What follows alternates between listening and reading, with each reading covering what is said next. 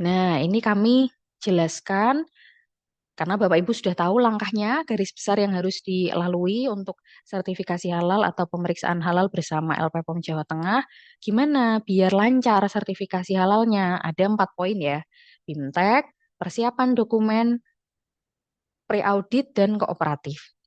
Yang pertama, dengan Bapak Ibu mengikuti BIMTEK SJPH, Bapak Ibu bisa lebih detail memahami penerapan SJPH di tipe perusahaan masing-masing.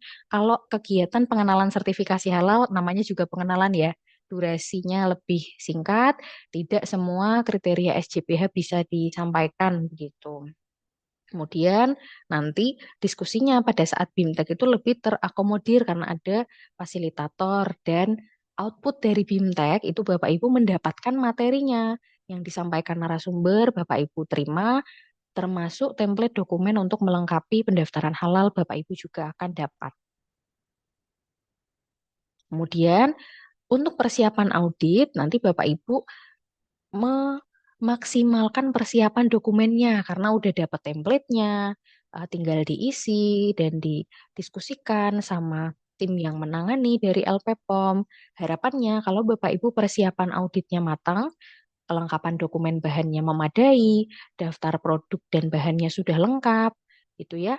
Nanti proses auditnya itu bisa lebih efektif dan meminimalisir adanya temuan pasca audit, gitu ya. Dengan kami menugaskan auditor lebih awal, yaitu sebagai dari proses pre-audit, harapannya auditor nanti bisa membantu melakukan verifikasi untuk dokumen persiapan audit serta memberikan arahan ketika pendaftaran di Sihalal gitu. Auditor juga bisa menjawab pertanyaan pelaku usaha seputar persiapan audit. Oke. Dengan hal ini, karena akan ada banyak komunikasi ya antara auditor dan juga Bapak Ibu sebagai pelaku usaha, kami harapkan kedua belah pihak bisa bersikap kooperatif, menjaga komunikasi yang baik, mengikuti alur dan regulasi yang berlaku, serta sama-sama mengusahakan yang terbaik untuk proses sertifikasi halal. Gitu. Harapannya kan pelaku usaha pengen terbit sertifikat halal, auditor juga ingin segera menuntaskan tanggung jawab untuk menyelesaikan pendaftaran Bapak dan Ibu. Itu ya. Nah, selanjutnya ini kami bahas sedikit mengenai gambaran apa saja yang perlu dipersiapkan atau diperhatikan saat proses sertifikasi halal. Yang pertama, untuk pendaftaran sertifikasi halal dari BPJPH itu berdasarkan jenis produk ya, Bapak Ibu, penomoran sertifikatnya. Untuk jenis produk yang ditetapkan oleh BPJPH itu tertuang di dalam Keputusan Menteri Agama atau KMA awalnya di nomor 748 tahun 2021 sebagai berikut. Ini nanti ada breakdownnya kalau Bapak Ibu ada yang ingin diperlihatkan atau tanya, saya jenis produknya itu apa gitu ya. Kalau di KMA bisa kami perlihatkan ya nanti. Kemudian untuk jenis produk yang makanan dan minuman ini ada perubahan di KMA nomor 944 tahun 2024. Jenis produk makanan dan minuman itu susunan dan isiannya mengalami perubahan sehingga saat ini mengacu pada keputusan Menteri Agama yang baru. Namun untuk kelompok atau jenis produk yang lain, obat, kosmetik, barang gunaan, jasa itu masih mengacu di KMA 748 tahun 2021. Tuh ya. Jadi kalau Bapak Ibu mungkin ada yang ini saya produknya itu aneka keripik. Nah, nanti auditor akan memastikan keripik apa ya Pak, Bu? Nah, setelah digali ternyata keripik paru, keripik wader, keripik tempe itu mungkin kalau kita cek bersama di KMA kelompok produknya beda-beda ya Bapak Ibu. Yang paru masuk olahan daging, kemudian yang ikan wader nanti masuk ke olahan ikan, yang keripik tempe nanti masuk ke makanan ringan seperti itu. Sehingga untuk hal tersebut nanti Bapak Ibu bisa baca kembali di KMA keputusan Menteri Agama ini bisa diunduh bebas setahu kami ya, atau dengan Bapak Ibu ikut BIMTEK SJPH, nanti materi ini juga disertakan ini ya. Lampirannya itu salah satunya adalah dasar-dasar hukum yang melandasi untuk regulasi sertifikasi halal, seperti keputusan Menteri Agama atau peraturan pemerintah yang terkait. Gitu. Nah, salah satu hal paling krusial yang harus diperhatikan untuk sertifikasi halal adalah bahan. Bahan tidak boleh berasal dari bahan haram atau najis ya, Bapak Ibu. Babi dan turunannya, homer, minuman yang memabukkan, darah, kemudian bangkai atau hewan yang disembelih tidak sesuai dengan hukum Islam. Jadi, kalaupun bahan dasarnya adalah daging sapi atau daging ayam, itu tidak langsung, oh ya halal, namun perlu ditelusur gitu. Berikut ini adalah kategori kekritisan bahan agar menjadi perhatian Bapak Ibu ya. Bisa di nanti bisa disesuaikan sama usahanya masing-masing. Yang pertama ada bahan tidak kritis atau positif list. Ini bahannya tidak perlu dokumen ya Bapak dan Ibu gitu. Tidak perlu dokumen halal, auto halal. Contohnya ikan ya, ikan dan hewan laut, hewan yang hidup di air, kemudian ada rempah-rempah, sayur mayur gitu ya, tumbuhan nabati, telur, itu positif list. Kemudian ada bahan yang sangat kritis sehingga kecukupan dokumennya wajib dilengkapi sertifikat halal. Antara lain bahan turunan atau yang dihasilkan dari hewan sembelihan, baik dagingnya, kulit, gelatin gitu ya. Kemudian bahan yang sangat sulit ditelusur kehalalannya karena melalui proses mikrobia biasanya, yaitu whey, laktosa gitu ya. Kemudian yang melalui proses rumit kayak flavor, premix vitamin, fragrance atau yang buat wangi gitu ya, aroma. Nah, itu harus dilengkapi dengan sertifikat halal. Biasanya kalau yang apa namanya dokumennya itu jarang bersertifikat halal untuk usaha ini kosmetik dan obat-obatan seperti itu ya Bapak Ibu. Ini rambu-rambunya. Kemudian untuk bahan yang oh ya yang termasuk bahan sangat kritis satu lagi turunan hewan sembelihan kalau ada itu ya cangkang kapsul yang dibuat dari gelatin itu wajib bersertifikat halal. Lalu yang ketiga bahan kritis ini adalah statusnya di antara kedua bahan ini. Kecukupan dokumen bahan tidak harus sertifikat halal, tapi harus ada informasi dari produsen yang memuat sumber semua bahan kritis. Misalnya emulsifier nabati, kemudian gelatin ikan. Kalau misalnya apa namanya bahannya, oh ini gelatin ikan tidak langsung, ya udah itu halal bisa dipakai, tapi harus dilengkapi ya. Proses pembuatannya gimana, ada campuran bahan apa saja, biar bisa digali, dianalisis oleh auditor kira-kira ini memenuhi atau tidak gitu. Kemudian bahan kompleks lainnya selain flavor, misalnya brambang goreng itu kelihatannya sepele ya Bapak Ibu. Brambang goreng yang Bapak Ibu beli di pasar itu kan tidak hanya bawang merah aja ya, tapi sudah melalui proses penggorengan, entah ditambah tepung atau enggak, ditambah garam atau bumbu lainnya. Nah, itu yang perlu ditelusur seperti itu. Sehingga kalau jenengan belinya dari rekan sesama UMKM misalnya, maka bisa ditanyakan itu bahan yang dipakai untuk membuat berambang gorengnya apa saja. Tidak usah pakai gramasi atau apa ya Bapak Ibu, karena yang diperlukan adalah informasi ketelusuran dari bahan yang dipakai. Kemudian ini saya menegaskan kembali untuk turunan daging hewan sembelihan harus tertelusur jelas kehalalannya karena sekritis itu ya Bapak dan Ibu, yaitu sudah bersertifikat halal dan dilengkapi nota pembelian.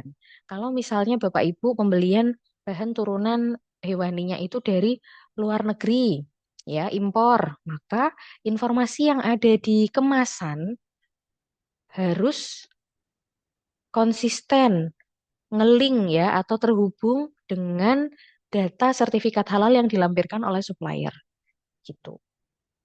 Pastikan Bapak Ibu membuat daftar bahan secara lengkap, terutama untuk yang potensi produknya banyak, seperti restoran, rumah makan, catering, bakery, ya, gitu. Supaya bisa menjadikan acuan Bapak Ibu ketika akan melakukan produksi halal. Untuk produk dan fasilitas, penamaan dan karakter sensori produk sesuai ketentuan halal. Saya contohkan yang pernah kejadian itu suatu restoran produknya aneka nama setan iblis gitu ya. Tidak bisa mendaftar sertifikasi halal, maka perlu penyesuaian, diubah namanya. Kemudian semua fasilitas produksi harus didaftarkan dalam aplikasi sertifikasi halal. Nanti Bapak Ibu petakan lagi kalau yang punya restoran atau warung makan cabangnya ada berapa. Nah, pastikan didaftarkan untuk seluruh cabang ya Bapak Ibu gitu. Kemudian fasilitas hanya digunakan untuk produksi halal. Tidak boleh sampai terkontaminasi bahan haram atau najis. Ya.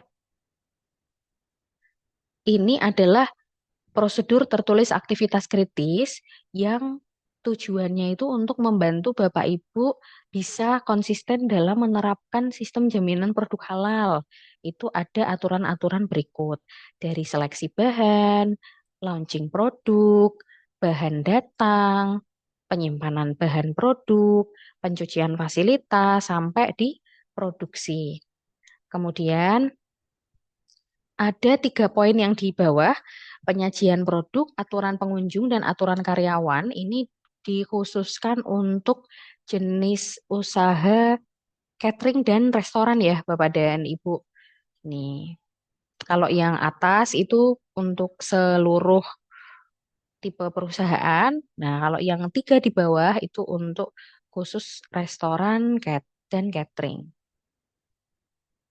Kalau dalam proses sertifikasi halal, harapannya Bapak Ibu itu tidak hanya halal ketika diaudit oleh LPH LPPOM saja, tapi dalam jangka panjang nanti akan halal terus. Makanya ada yang namanya sistem jaminan produk halal. Kenapa ikut BIMTEK? Kenapa kami memberikan template manual sistem jaminan produk halal agar Bapak Ibu bisa punya acuan baku untuk terus konsisten menghasilkan produk halal gitu. SJPH ini modifikasi dari sistem jaminan produk, sistem jaminan halal ya, yang dulu dikembangkan oleh LPPOM sebelum adanya kewajiban sertifikasi halal. Ini ya, kami gambarkan sekilas. SJPH dari BPJPH terdiri atas 5 kriteria yang menyadur dari SJH LPPOM sebelum ada kewajiban sertifikasi halal dengan total 11 kriteria gitu. Jadi ini kriteria SCPH itu kelihatannya 5 poin aja, tapi isinya ada 11. Seperti itu. Cuma Bapak Ibu nggak usah khawatir karena nanti dalam proses penyusunannya akan ada tim yang memberikan arahan dan mentoring untuk Bapak Ibu memahami lebih lanjut bagaimana SCPH diterapkan di perusahaan masing-masing. Kemudian, apa saja manfaat dari sertifikasi halal? Harapannya nanti Bapak Ibu bisa lebih meningkatkan kepercayaan konsumen karena tidak memberikan keterangan yang abu-abu ya. Misalnya, oh ini kremesannya aja yang pakai lemak babi, ayamnya enggak kok. Gitu. Ya, karena punya dokumen tertulis yang menyatakan bahwa produk Bapak Ibu halal. Dan tentu saja memenuhi persyaratan regulasi karena sudah diwajibkan oleh pemerintah, harapannya bisa memperluas pasar, ya, dan tentu saja meningkatkan daya saing dengan Bapak Ibu memiliki sertifikat halal, bisa meningkatkan citra perusahaan dan tentu saja semoga bisa meningkatkan pertumbuhan ekonomi, baik bagi pelaku usaha dan juga pihak-pihak yang terkait. Nah, ini kami tampilkan contoh sertifikat halal yang diterbitkan oleh BPJPH ya, Bapak Ibu. Jadi gambarnya di bagian atas itu adalah Garuda, seperti itu. Kemudian yang kami tutupi ini ada nomor sertifikat halalnya, nama pelaku usaha, alamat perusahaan, dan nanti di halaman belakangnya ada lampiran produk. Sehingga kalau Bapak Ibu jenis produknya satu yang mau didaftarin yaitu produk bakery. Nah, semua roti-rotian, bakery kue kering yang dibuat oleh Bapak Ibu itu nanti akan masuk atau bisa didaftarkan di lampiran produk akan muncul gitu. Sejumlah semua produk yang didaftarkan. Makanya penempelan logo halal itu juga diperbolehkan pada produk yang memang sudah tercantum di sertifikat halal. Nanti kalau Bapak Ibu sudah punya sertifikat halal, Bapak Ibu bisa mencari produk jenengan di situs halal berikut bpjph.halal.go.id ya, berdasarkan nama produk, nama pelaku usaha atau nomor sertifikat halalnya. Itu. Kalau udah punya sertifikat halal nanti muncul di sini sejumlah semua produk yang didaftarkan oleh Bapak Ibu. Kalau nyarinya pakai misalnya nomor sertifikat atau nama pelaku usaha gitu. Adapun untuk penulisan produk ketika pencarian mungkin Bapak Ibu mau nyari bahan yang saya pakai untuk produksi halal itu udah halal apa belum? Itu bisa menggunakan menulis mereknya gitu ya. Karena kadang penulisan di sertifikat dengan yang ada di kemasan beda-beda sedikit penyusunannya sehingga kadang ada yang nggak muncul kalau menulis terlalu lengkap. Kemudian jika Bapak Ibu ditangani oleh LP POM, pemeriksaan halalnya nanti data dari perusahaan juga bisa muncul di situs halalmui.org. Di situsnya LP POM untuk pencarian produk halal bagi pelaku usaha yang ditangani oleh LPH LP POM. Berikutnya, Bapak Ibu, kalau misalnya akan mengurus sertifikasi halal, langkahnya kemana? Walaupun tadi di alur bakunya itu yang jadi nomor satu adalah BPJPH, kami persilahkan Bapak Ibu untuk menghubungi LPH LP POM dulu agar nanti bisa diarahkan selanjutnya gimana. Tetap kok akan didaftarkan ke si halal gitu supaya nanti prosesnya berjalan lancar dan Bapak Ibu memiliki gambaran yang jelas langkah yang diambil selanjutnya bagaimana. Berikut adalah beberapa kontak dari LP POM Jawa Tengah ya. Bapak Ibu bisa follow Instagram, chat lewat WhatsApp, ataupun menghubungi via email untuk menanyakan lebih lanjut kepada kami terkait dengan sertifikasi halal di Jawa Tengah. Gitu. Kami mengingatkan kembali ya Bapak Ibu, sertifikasi halal ya LP POM saat ini sudah 36 tahun berkiprah untuk menjaga proses sertifikasi halal sesuai dengan ketentuan yang berlaku.